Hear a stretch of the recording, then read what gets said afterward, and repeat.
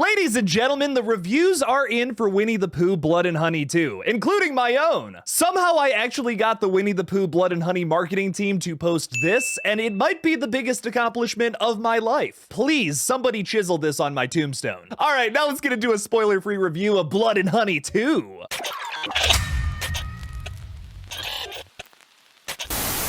Before we get into this, I have to praise the team behind Winnie the Pooh Blood and Honey 2. These guys are incredible. Last Saturday, I posted a video on this page called Pooh 2 Might Actually Be Good, where I praised a lot of the things I noticed from some of the things that they had released, if it was the clips, the still images that showcased some disgusting looking gore. It was awesome. I was noticing some immediate improvements over the film we got last year, which in my opinion, Winnie the Pooh Blood and Honey is a film that is so bad it's good. I had a blast watching it, but maybe not for the reasons that they intended. Before I had seen the film, I already saw some massive improvements. If it was the design for Pooh Bear and all of his friends, the disgusting looking kills we had gotten showcased, and some of the really fun clips that came out the last couple of weeks. Jagged Edge Productions actually sent me an email with a screener for the film and wanted to do an interview with me, which I just thought was the coolest thing ever, man. That interview is currently up on the page. Please go check it out. Am I a little biased because these guys were so cool to me? Absolutely, but I am going to try to give a very transparent review here nonetheless. Let's talk a little bit about that plot description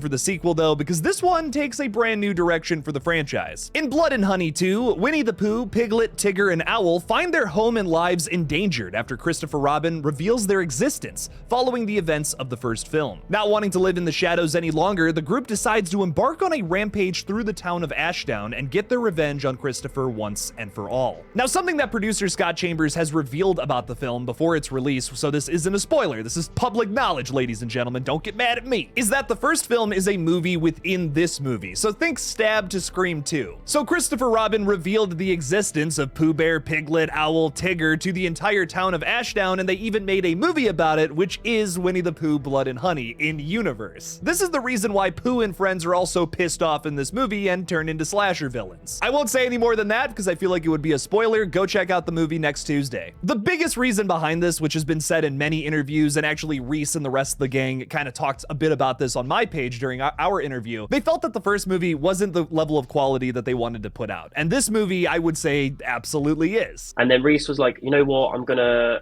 kind of make the first movie a movie within a movie, a bit like Stab with Scream. And he was like, so, because he wanted to redo like the looks of Pooh and all that kind of stuff. And I was like, oh, that's awesome. I love the idea. I was like, great, you can start over, you can make the film that you would have made first time if you had the money and blah, blah, blah. And he was like, I'm gonna need a new Christopher Robin. And I was like, mm-hmm.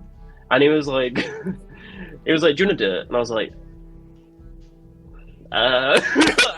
Something I criticized about the first movie, for instance, is the design of Winnie the Pooh. It's literally like a spirit Halloween mask that they just gave some guy in a flannel. Thankfully, that has been largely improved here in the sequel with a killer new design for Winnie the Pooh and all of his friends in this movie who look perfectly disgusting. There's these close-up shots on Winnie the Pooh in the film where you can like see the hairs coming off of his face, blood dripping out of his mouth with all of these sharpened teeth. I love it. The effects in this movie are top-notch. That's not the only thing I really liked about the killers though. They all have their own personalities and ways that they go about killing people that is very much so present in this film. That made me really happy. So in order to like reset these killers, that was one of the strategies behind it. It's like, look, if we make this a film within a film, it keeps it fun. It also keeps us the opportunity of like potentially bringing the version 1/1s back in there, like in that universe. But it just wipes the slate basically. They can get done how we would want them to be done. They can have different kind of mannerisms and personalities. We can get different actors and performances for like certain roles which are maybe more fitting. I was kind of floored by the attention to detail for all of these characters. Like they're easily some of the most intricate slasher villains all put together in one little film that I've seen in a very long time. But Pooh Bear, for instance, like gets in there and gets out. Like he gets the kill done and then he's moving along. Tigger, on the other hand, is a little more like Freddy Krueger in the sense that he kind of likes to torture his victims before he just completely ends their lives. It's really fun to watch. And as director Reese Frake Waterfield said in that interview I was talking about earlier, Owl likes to monologue to you before he kills you. If I had to kind of tie Owl to anything, I would say he's a bit like a mix between like Jeepers Creepers, and a bit of like Pinhead in him, because he loves to monologue. So before he kills someone, he will monologue to you. That's the worst. Overall, though, I absolutely loved what they were able to do with all 4 of these characters, and I can't wait to meet more of these friends in the upcoming TCU films, such as Bambi the Reckoning. I mean, how can you not want to see that movie with that fucking title? Also coming up soon in the TCU is Peter Pan's Neverland Nightmare, Pinocchio Unstrung, Pooniverse, Monsters Assemble, and potentially even a Winnie the Pooh Blood and Honey 3, which was revealed to me in that little interview that I just keep bringing up. I'm so sorry. But me and Matt are already brainstorming about like what certain things we can do with like Pooh 3, for example. And there's lots of like, one of the good things about Pooh 2 is we've set up a lot. Like there's a lot of different directions, and there's lots of things which will feed into the third film. It's not just completely isolated. There will be like carryover. There's a way the film ends which is going to make Pooh really, really fucking scary in the third film, and I'm getting so excited to just have his like new design kind of from that. It'll be like another new design of Pooh, yeah. Okay.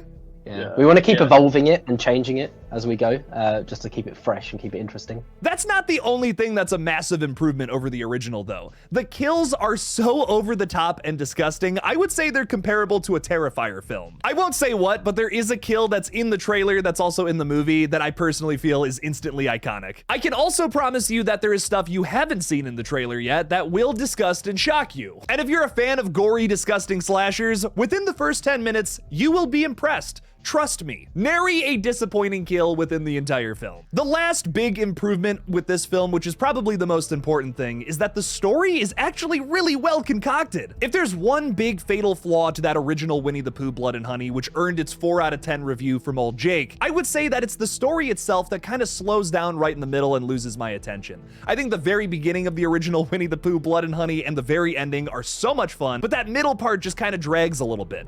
I don't feel that with Winnie the Pooh Blood and Honey 2. The story itself is nothing super overcomplicated, but it's well done for what it is. There's also some really nice surprises in there that I won't talk about here because this is a spoiler-free review. Check out the spoiler review Tuesday night, though. I think Scott Chambers gives an excellent performance as well as the lead role of Christopher Robin. If I have to say something bad about the film, it does just kind of end. Like, all of the action kind of happens and then it's like, okay, that's it, cut to credits. Besides that short resolution, though, this is a really good fucking movie, man. Like, I had way too good of a time with this. I was not expecting it to go that hard. I eagerly await everything else coming out from these very talented group of guys. The TCU is personally the cinematic universe I'm the most invested in at this point. MCU who? The new Winnie the Pooh's gonna give you a run for your money, Marvel. The Pooniverse is gonna suck you in, buddy. I give the film an 8 out of 10, 4 stars out of 5. It will make you come honey. Ladies and gentlemen, get your tickets now for Winnie the Pooh Blood and Honey. It's only gonna be in theaters for 3 days. Next Tuesday, next Wednesday, next Thursday, March 26th, 27th, and 28th. Get your tickets now. The link for that will be in the description of this video. Thank you all so much for watching this spoiler-free review of Winnie the Pooh Blood and Honey. Don't forget to like this video and subscribe for more horror content in the future. Spoiler review coming next week. Please consider supporting me on Patreon by clicking that link in the description below. And as always, don't forget to kill it out there, y'all.